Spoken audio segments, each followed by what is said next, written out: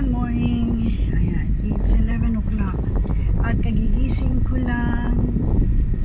And I have to run after in the back kasi ano lang ang bangko namin dito, Tuesday and Thursday.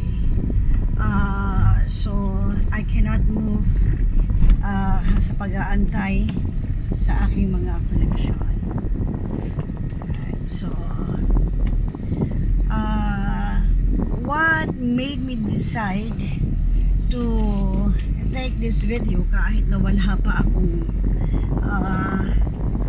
kain, wala pa lahat, is that the ANC news na ipinapakita yung last video ng ABS-CBN while they part each other. So I don't think it's right. What the fucking fake news and false information na lagi nalang binibigay ng ABS-CBN. Okay, the video will be connected in this message of mine. Pinalalabas nila na kinuha ito ng panahon ng martial law, not consider martial law, panahon ni Marcos. But it's true, ginawa yon ng Pangulo kasi for a reason na meron silang violation. I remember, bata pa ako noon. So, to prevent lahat ng ginagawa ng mga tao noon, because they are supporting the NPA during those days, so tinanggal yan sa kanila ng mga ni Apo Lakay. Ngayon, noong panahon ng martial law na pilit nilang pinasasama, everything was good. At isa ako doon sa martial law, sa buhay sa martial law na yon. So alam ko ang lahat ng pangyayari.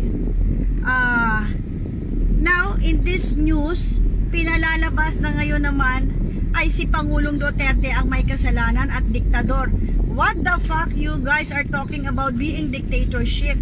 Kung diktador ang Pangulo, matagal na kayong wala. Kung matagal ng diktador ang Pangulo, panahon na lokohin nyo sa halagang 1 milyon ng candidacy niya for, para doon sa commercial na gagawin ninyo, eh di sana noon pa shutdown na kayo. Hanggang sa huli, pag nagmamakaawa kayo, pinapakita nyo sa taong bayan. Pero ang totoo, sinisirahan nyo pa rin ang Pangulo hanggang sa huling pagkakataon. Imbis na umingi kayo ng tawad, kaplastikan. Kasalanan niya ng ABS-CBN management. 2014. Sinabi nga, di ba, nag-submit kayo ng application. Ang sabi ng mga cable TV channel, ng mga paid, yung kanilang presidente, na sa inyo ay free. Binigyan kayo ng free ng gobyerno. Nang dahil sa kay Cory Aquino, ibinalik sa inyo ng free din.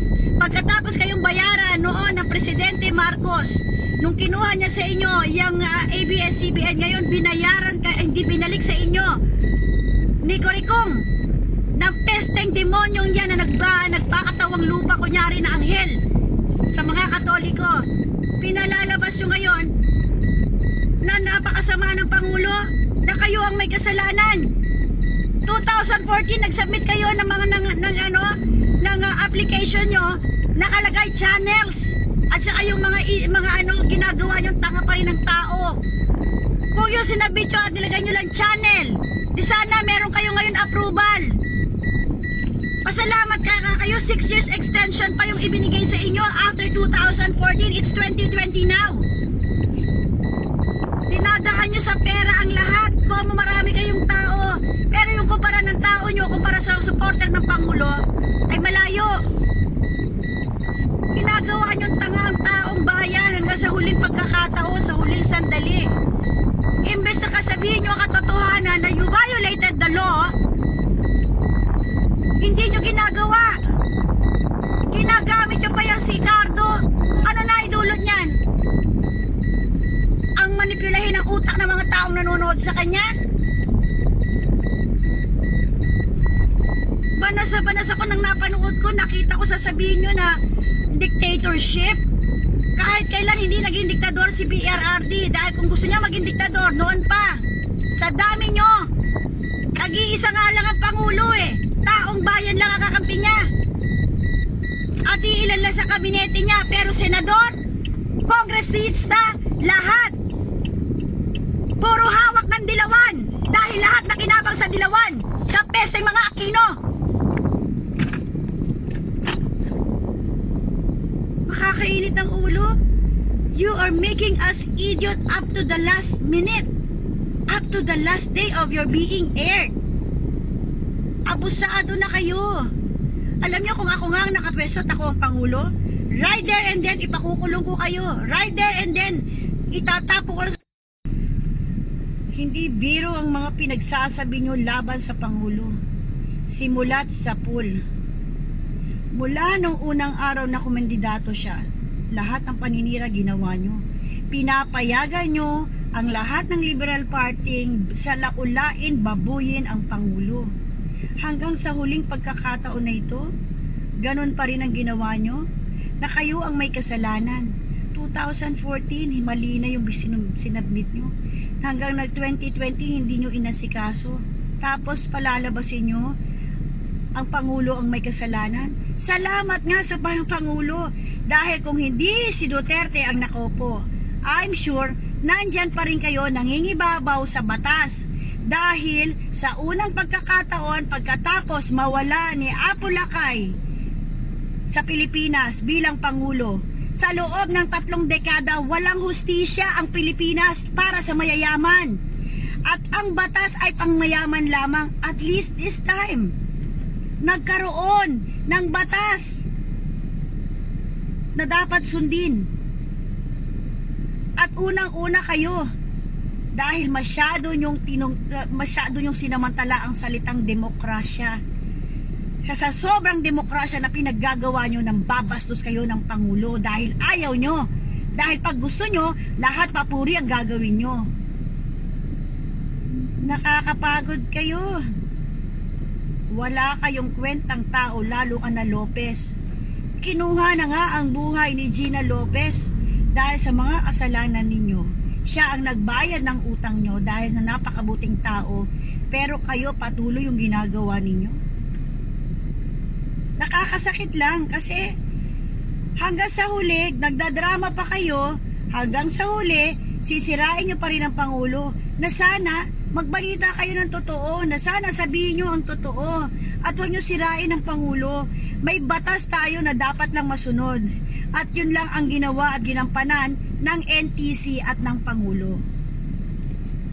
Sa inyong mga tanga, dahil nakikinabang kayo sa ABS-CBN, isipin nyo rin, unang-una ang bayan nyo, ang Pilipinas, na matagal nang ginago ng Liberal Party.